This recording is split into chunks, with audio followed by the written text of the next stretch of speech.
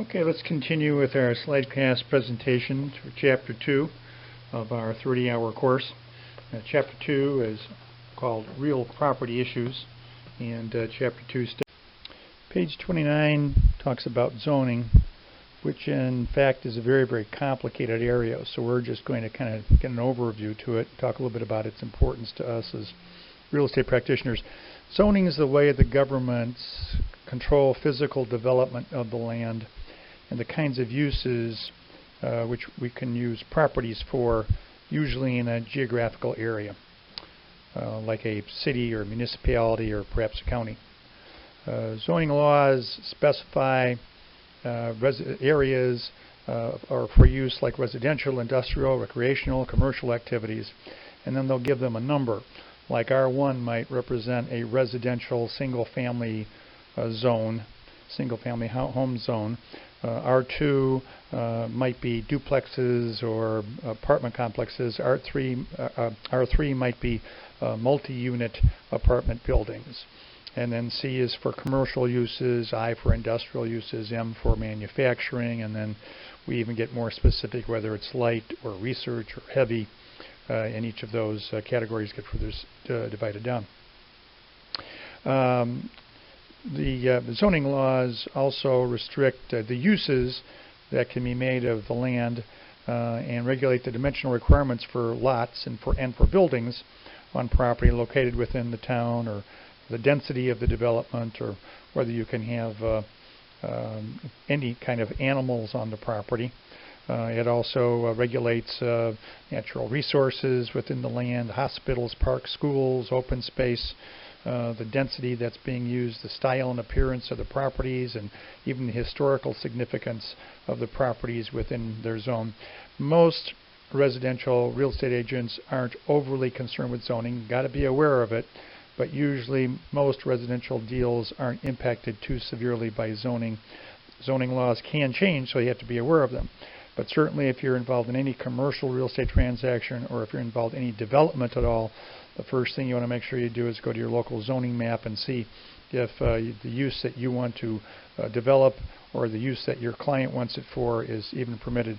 And remember that these zoning classifications we just talked about aren't static. They can differ from town to town. R2 in one town can be different than R2 in another town. And sometimes these classifications can be even different in different parts of the town.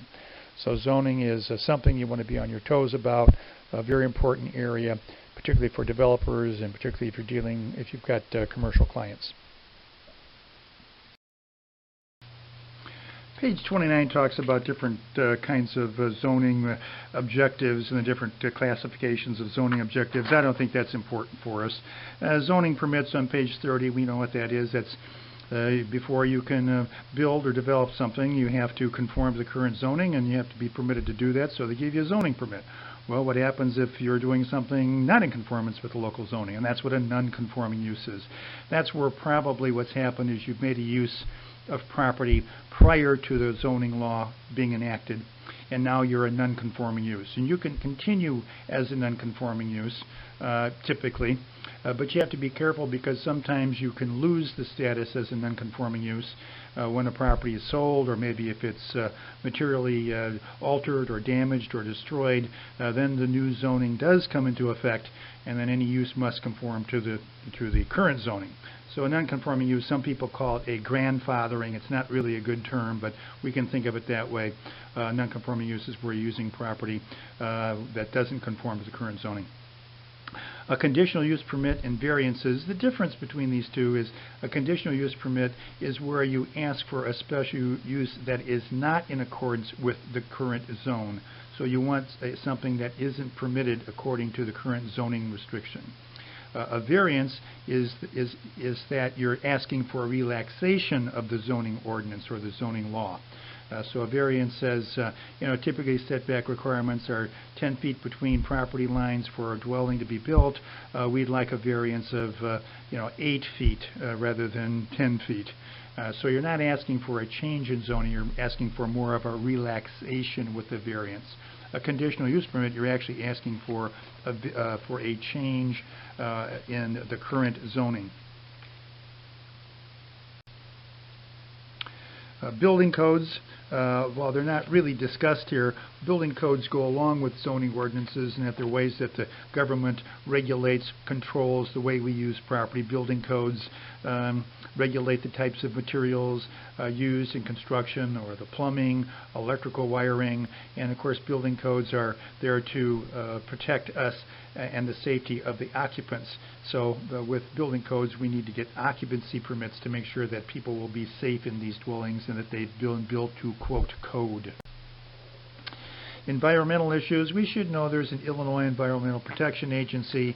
They're charged with maintaining and enhancing the air and the land that we have here in Illinois. We should also be familiar with the state and federal environmental laws and agencies that enforce those laws.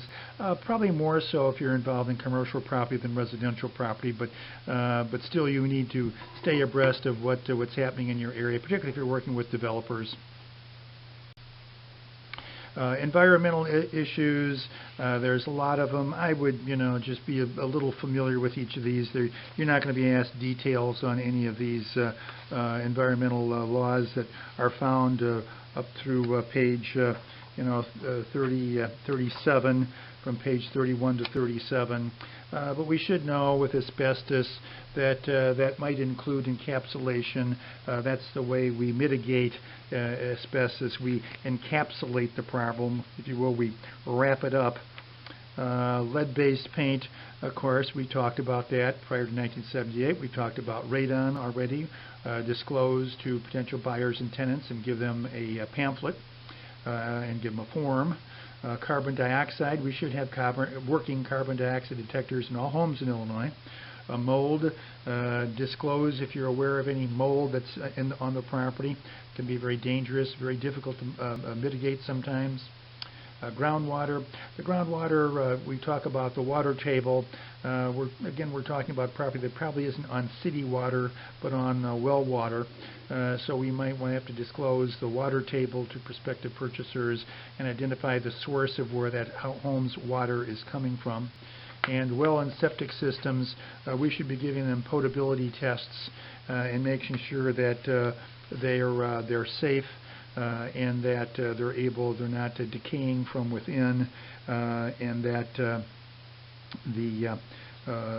there's not any bacteria in the wall. So potability test sort of evaluates and tests for any bacteria in the septic system. A home inspectors report on major problems that require significant repairs with substantial and that might require substantial financial expense. They evaluate the physical condition of the property. They identify the needs to be repaired or the items to be repaired or replaced. They estimate the remaining useful life of major systems, equipment, structures, and finishes. And notice we say they estimate the remaining useful life of the major systems, etc. And they identify what needs to be repaired or replaced, not the broker and not the agent.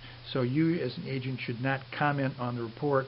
You should not comment on what the home inspector comes up with or any of the issues that are involved. Stay out of that. Refer all things to the expert, if you will, the home inspector, and don't stick your neck out in areas that you're not a professional or giving expert advice on. So take your real property issues quiz for Chapter 2 and see how you do. And as I say, give us a call if you have any questions on some of this area. I would only be, for this Chapter 2, just looking at the highlights we've talked about. I wouldn't spend a lot of detail on Chapter 2.